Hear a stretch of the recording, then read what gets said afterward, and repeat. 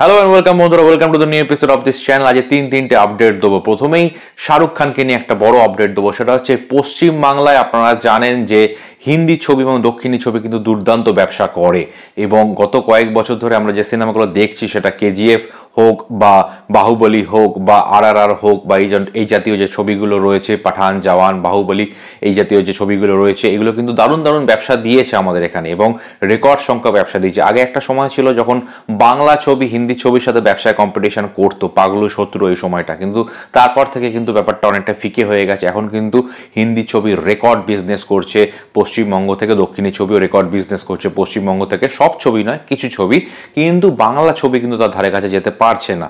শাহরুখ খান এমন একজন অভিনেতা যে 2023-এ 3টে বাম্পার ছবি দিয়েছেন, তার মধ্যে দুটো কিন্তু 1000 কোটি ক্রস করে গেছে, এবং আরেকটা ছবিও কিন্তু 500 কোটির কাছাকাছি ছিল। এবং পশ্চিমবঙ্গ থেকে এই 3টে ছবির কালেকশন কিন্তু 90 কোটি টাকা, অর্থাৎ ওয়েস্ট বেঙ্গল থেকে শাহরুখ খানের 3টে ছবি 90 ক্রোর বিজনেস করেছে। এটা কিন্তু একটা বিশাল ব্যাপার, এবং এটা কিন্তু একটা বড় অ্যাচিভমেন্ট। এবং ওয়েস্ট বেঙ্গল থেকেও যে এত ব্যবসা করা যেতে পারে, সেটা কিন্তু শাহরুখ খান চোখ খুলে দেখিয়ে দিলেন। জানি না আমাদের ইন্ডাস্ট্রি এই লেভেলে কবে বক্স অফিস দিতে পারবে এখান থেকে, তবে এটা কিন্তু উনি দেখিয়ে দিলেন যে মাস ছবি, এবং যদিও ডাঙ্কিটা মাস এবং ক্লাস দুজনের জন্যই ছিল, তবুও মানে ওভারঅল যদি অ্যাভারেজ করে বলা যে মাস ছবি যে কতটা ব্যবসা দিতে পারে আমাদের ওয়েস্ট বেঙ্গল, সেটা কিন্তু চোখ খুলে দেখিয়ে দিলেন।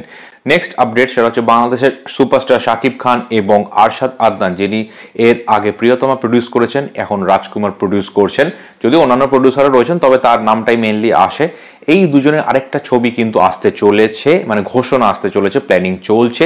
সেইটা আমি যেটা বলেছিলাম আপনাদের, মায়া তার টেন্টেটিভ নাম হতে চলেছে। এই ছবি 90% শুটিং হবে পর্তুগালে, আর এই প্রি প্রোডাকশনের কাজও শুরু হয়ে গেছে যেটা জানা যাচ্ছে।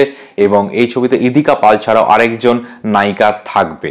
সো এই ছবিটা কিন্তু খুব শীঘ্রই অ্যানাউন্স হওয়ার সম্ভাবনা, এবং এর বাজেট কিন্তু প্রায় প্রিয়তমার 3 গুণ হতে চলেছে। আর last but not the least যে আপডেটটা নিয়ে কথা বলো, সেটা হচ্ছে দরদের রিলিজ ডেট নিয়ে।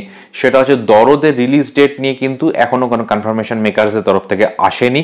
মেকার্সরা যেটা জানাচ্ছেন, অত অনন্য মামুন যেটা জানাচ্ছেন, সেটা হচ্ছে এই ছবিটার কিন্তু এপ্রিলের ফার্স্ট উইকে ডিসিশন নেওয়া হবে যে কবে রিলিজ হবে। এপ্রিলে আপনারা জানেন রাজকুমার আসছে, এবং এপ্রিলের ফার্স্ট উইকে মেকার্সরা, অর্থাৎ অনন্য মামুন, অ্যাকশন কাট এন্টারটেনমেন্ট, এরা ডিসিশন নেবে যে দরদ কবে রিলিজ করা হবে। সেটা অবশ্যই জানানো হবে, এবং আপডেট পেলে অবশ্যই আপনাদের সাথে শেয়ার করবো। সো বন্ধুরা, এই আপডেটগুলো কেমন লাগলো অবশ্যই জানাবেন। ভিডিওটি ভালো লাগলে চ্যানেলটি সাবস্ক্রাইব করে পাশে থাকবেন। ধন্যবাদ, দেখা হবে নেক্সট ভিডিওতে। বাই।